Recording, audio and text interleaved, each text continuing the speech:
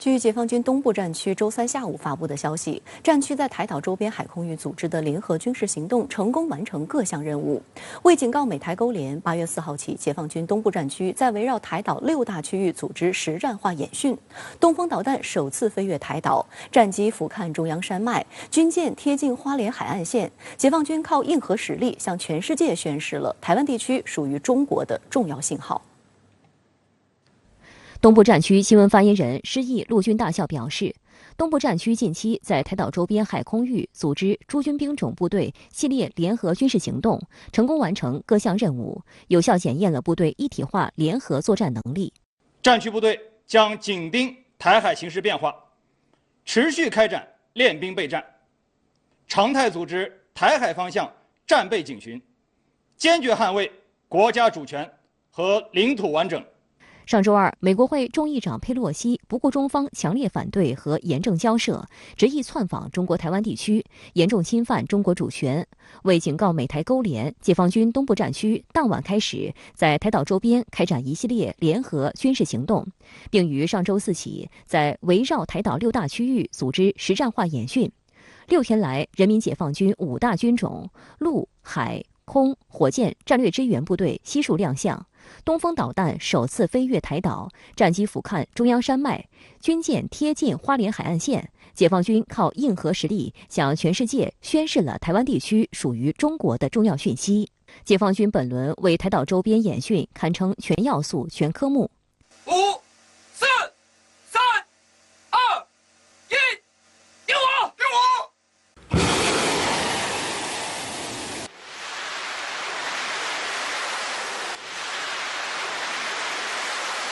8月4日，对预定海域成功实施远程火力及常规导弹火力实弹射击。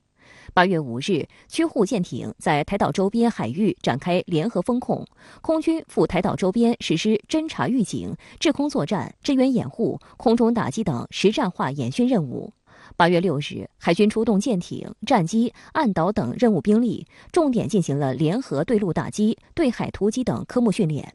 8月7日，空军成体系实施岛屿进攻作战演练，重点锤炼联合对地打击和远距空中打击能力。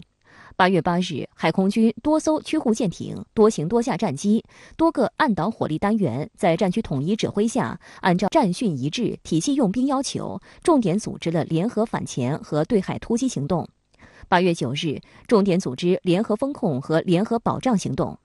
分析指出，解放军通过这一轮堪称全要素、全科目的联合演训，跟随时间线，大致展现出一套完整的作战流程。即从对岛封控后，使用远程精确打击进行火力覆盖，同时通过海上及空中力量联合行动，争夺制空权，保证制海权；通过海上突击、反潜作战，为登陆作战扫清障碍，同时对锤炼我军联指联战的能力也意义重大。通过我们的这个导弹呢，就是穿过台湾岛，落到了预定的这个区域里边，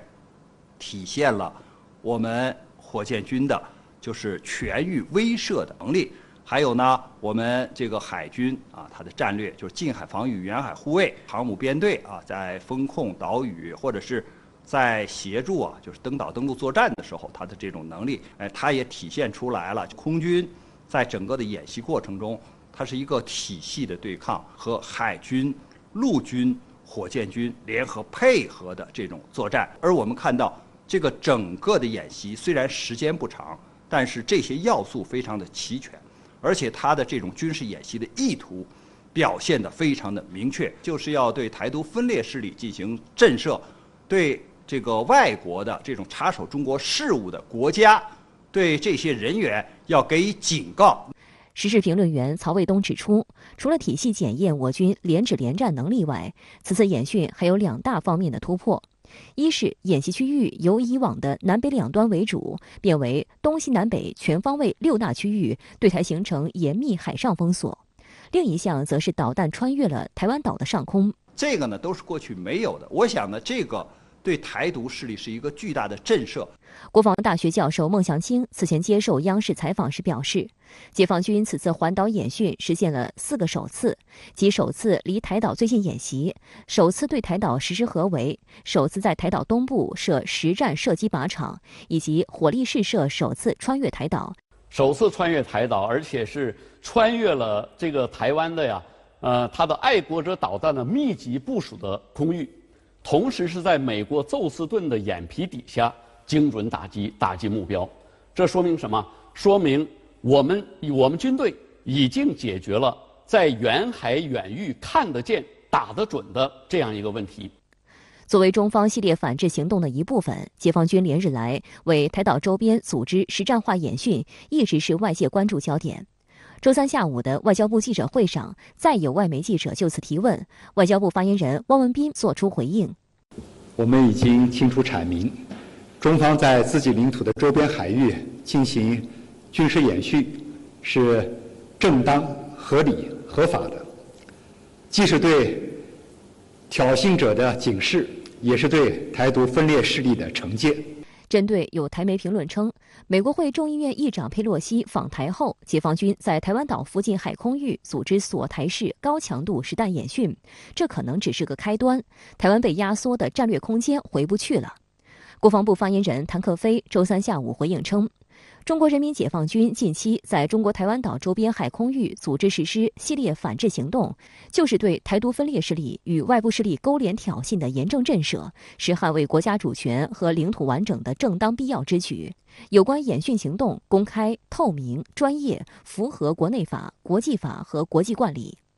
谭克飞还强调，两岸统一的历史进程不可阻挡，解决台湾问题的时和势始终在推进祖国统一力量这边。为了台湾人民的福祉，我们愿以最大诚意、尽最大努力争取和平统一前景。但中国人民解放军绝不为任何形式的台独分裂行径和外部势力干涉留下任何空间。台独分裂势力为了一党之私、一己之私，不顾民族大义、逆时代潮流而动，注定要走向自取灭亡的不归路。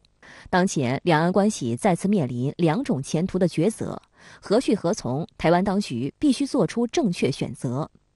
针对连日来外界猜测解放军演训是否会成为常态，下一步还将采取哪些行动？曹卫东认为，这取决于海峡对岸的一举一动。若台独分裂势力能够引以为戒，有所收敛的话，则类似演训未必会常态化，甚至规模会缩小，频率也会减少。但如果对方态度恶劣，毫不悔改，演习的规模频率只会增加，出现升级版。如果你的这个态度恶劣，你还向红线方向迈进，我们的这个演习规模可能更大，我们就不是6方包围6个区域，可能是12个区域、18个区域。我们的导弹就不是11枚导弹，可能是22枚导弹，甚至是101枚导弹。那么在这样的一种情况下，我想是更进一步的压缩台湾当局或者是台独分裂势力的这种安全感，对他们的震慑力度会更大。